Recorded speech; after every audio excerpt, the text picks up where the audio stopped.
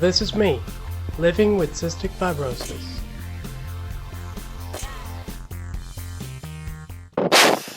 What's up, everybody? It's Saturday, and you know what that means. It's time for Side Note Saturday. Yay! Okay, side note, what's our first question? 65 Trollolololo on YouTube says, I think it would be great if you made a video telling us about your CF experience, like your ups and downs, since everyone's experience is different, as well as your legacy and ultimate goal in life. Well, thanks, 65 Trollolololo, for your comment. I appreciate that. First of all, I just want to say thanks for your comment. And second of all, as far as my experience with CF, I've been blessed to have the upper hand my entire life. I'm very thankful for my mom. She is a huge part in keeping me alive as I was younger, and not just alive, but healthy. She would challenge me, play games, and all kinds of stuff. Make games out of eating, make games out of doing treatments, and I owe a lot of that to her. And it's brought me to where I'm at today. And today, what keeps me going is my faith. I know I don't talk about it a lot on these vlogs, but I put my trust in God, and I do everything that I can in the natural, and I let God handle the supernatural. I do have my downs. I've had times where I've been in the hospital for so long I didn't think I would get out. I've had hemoptysis, many surgeries, many digestive surgeries. I've had fluid removed off my heart. Things that I wouldn't want anyone else to go through, I've been through. But the thing is, I don't entertain those things. I always try to find a reason to celebrate. No matter what's happening around me, there's always something to celebrate, something good that you can pull out of that bad experience. Lastly, my life goal. Well, my life goal really is to be an encourager, to lift people up. Spiritually, I'm called to win the lost. My life goal has a lot to do with my name. My name is Casey. Casey means brave. It also means vigilant at war. I believe that my name was given to me for a purpose. I am to be vigilant, to be proactive in life. And so my goal is to somehow give that to other people, to lift others up, to encourage them to be vigilant as well. So that's my life goal, and I just so happen to have an avenue called cystic fibrosis to be able to do that. So thank you for your comment. Next comment, please. How about some advice for young teens with CF? All right, well, thanks, Laura, for your comment. Advice for preteens and teens. Well, I would just give you the cold, hard truth.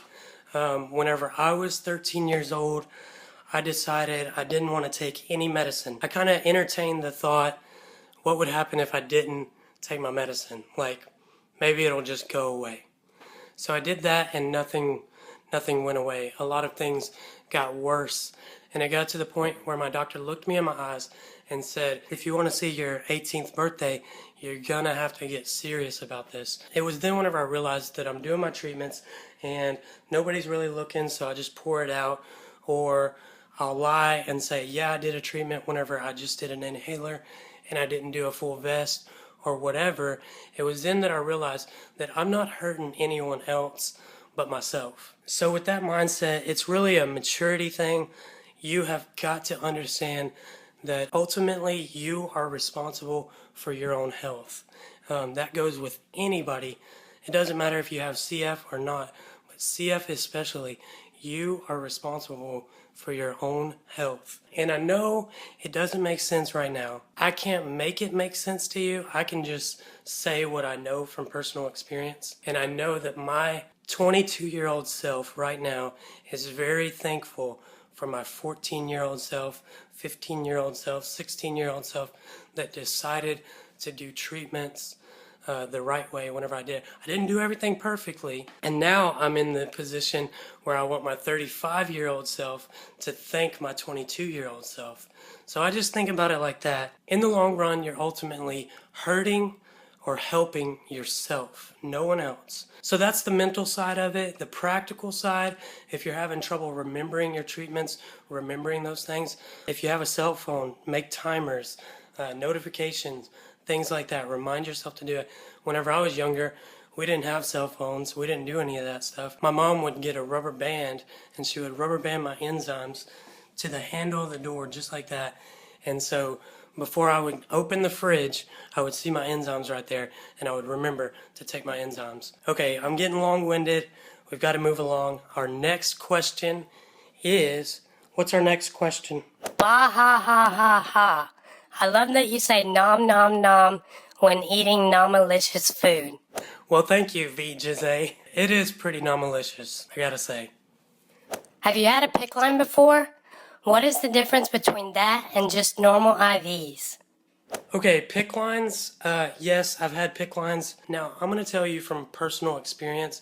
I didn't Google search any of this. PICC lines, they're just a lot easier. They last longer. There's less of a risk for them to come out. It's just better on your body to get a PICC line. I've had at least 25 or 30 since I was 16. One step up from a PICC line is a port, and they are more permanent.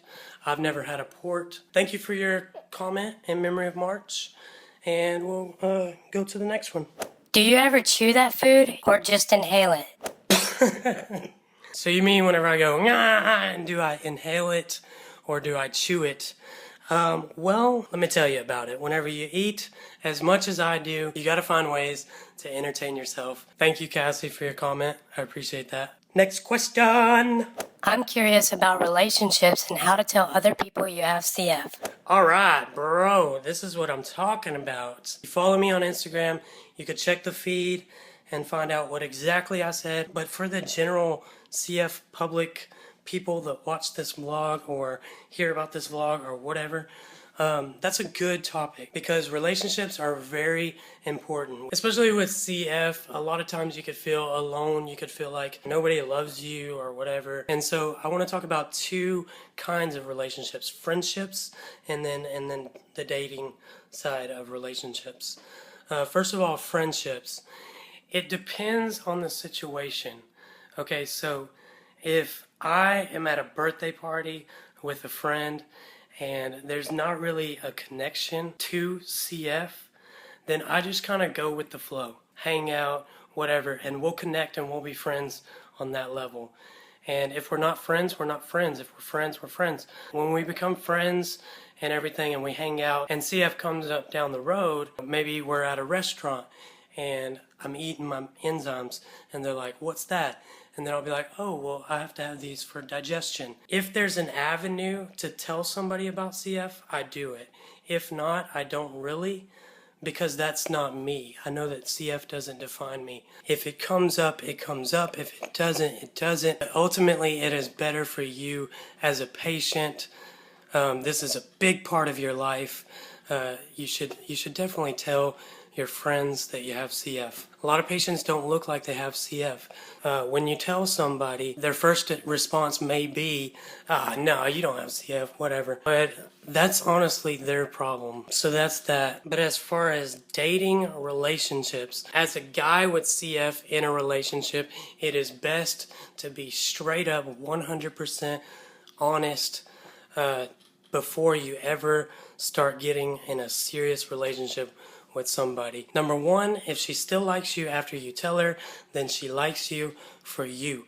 Number two, if you don't tell her straight up and you end up telling her later on, she is going to think that you don't trust her and you haven't been completely honest in the relationship. So I believe it's just better to be straight up front, especially in any kind of serious dating relationship. It's just better to put it all out on the table from the get-go. Well, I really hope that this has been helpful for you.